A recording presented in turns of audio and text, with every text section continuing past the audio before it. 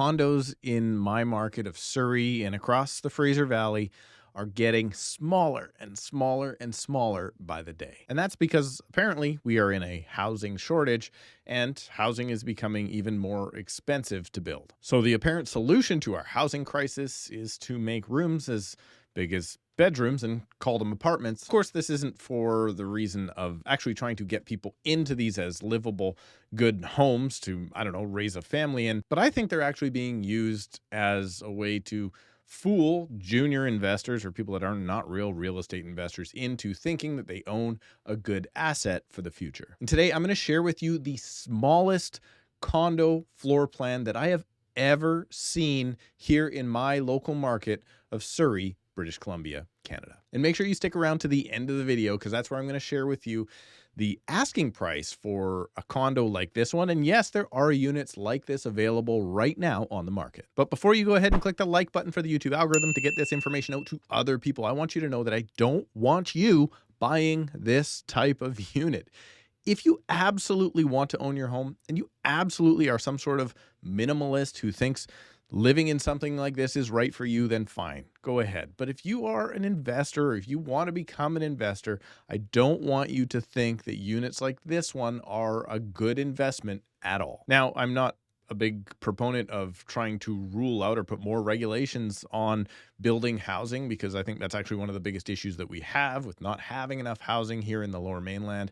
But at the same time, I almost wish that these were outlawed because I don't think they're really good living accommodation for anyone at all. And I guess at the same time, you have to understand that the developer does need to make profit, and often they do make profit by sprinkling in these tiny little units into their development to piece them out to individual investors because price per square foot is such an important thing for a developer. And let's face it, it's so expensive to build these days. Nobody's going to build a 3-bedroom, 12 or 1,300 square foot apartment because they would probably be $1.5 million or more. So with my thoughts out of the way, are you ready for it? Here is the smallest apartment I've ever seen for sale in my market of Surrey, BC. This is it. It is a studio apartment measuring 297 square feet. Now, if you do the math on this, and I quickly did, not including the balcony because that's outdoor space. I'm sure they were very happy to show you the balcony in this because it's almost as big as the unit. But not including the balcony, you're looking at about a 12.5 or 13 foot wide unit by about 24 feet long, something like that. And, well, you don't get much. For instance, I want to just look at the overall scale of things. Entering the unit, look how big the door is. It's just a standard like 30-inch door. There is a washer dryer, so you do get your own laundry. I think if they were trying to make things more affordable, if they're trying to make affordable units, we could maybe go back to what we had in the 70s and 80s with just centralized laundry on the floor. But everybody wants laundry inside their unit, so that takes up, in this case, a fair chunk of space. Look how big the front entry closet is, and by front entry closet, I guess it's also your only closet in the property, so I guess it's also your clothes closet at the exact same time. But look how big it is. Now, it is larger than maybe most would be in condos because it's your only one closet, so you are likely fitting in any of your t-shirts in the exact same closet that you would put your guests' jackets in if they came over for the day. But let's face it, you're probably not entertaining in this space if you can help it. One thing that they have not shrunk down is the bathroom. It is a standard bathroom, full-size tub.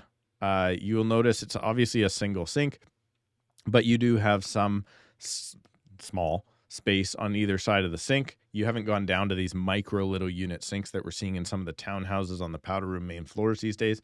And then I love how they tried to break this up to say, this is your kitchen area, this is your dining area, and this is your living and sleeping area. Let's take a look at the kitchen here real quick. So this is where your dishwasher is. Now, a standard dishwasher is 24 inches. I'm wondering if that's 24 inches or if they've fit in one of those 17 or 18-inch tiny little dishwashers in that space.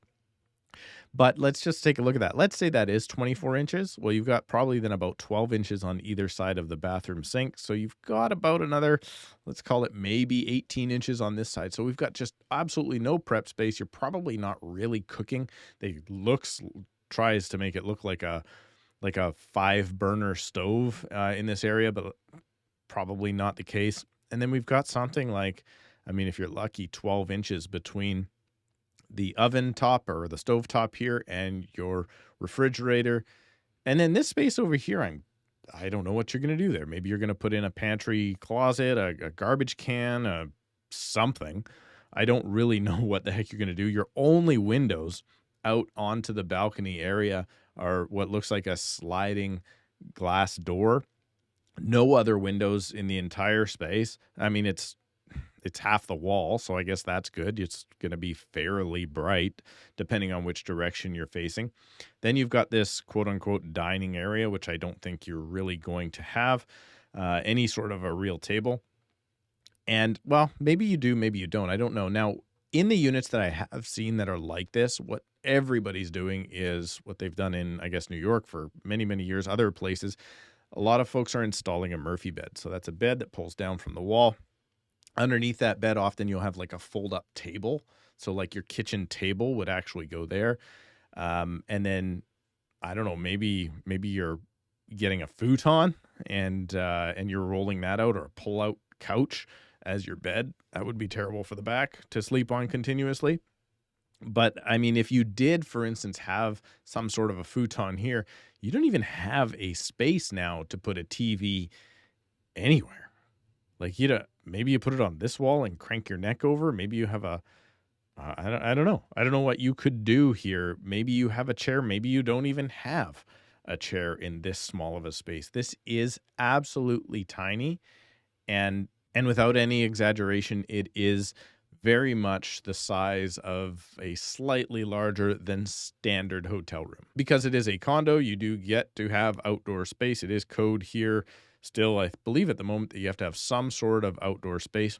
It looks like there's maybe some sort of a railing here. I think that's what this is trying to symbolize. And then it is actually semi-closed in. What you're going to notice in these types, this is terrible, but in these types of buildings, this gets used for storage. Bicycles go out here. You'll get some sort of all-weather storage containers out in these corners.